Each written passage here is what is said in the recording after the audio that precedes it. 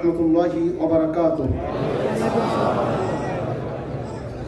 আলহামদুলিল্লাহ ওয়াসসালাতু ওয়াসসালামু আলা রাসূলিল্লাহ ওয়া আলা আলিহি ওয়া সাহবিহি আজমাইন।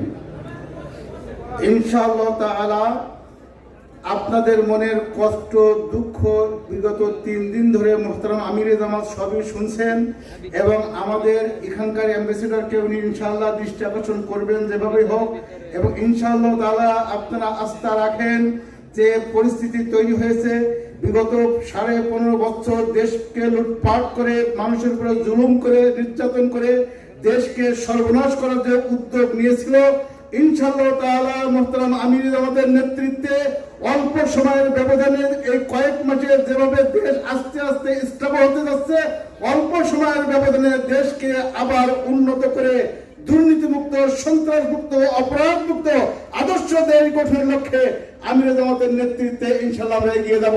আসসালামু আলাইকুম ওয়া রাহমাতুল্লাহি ওয়া বারাকাতুহু।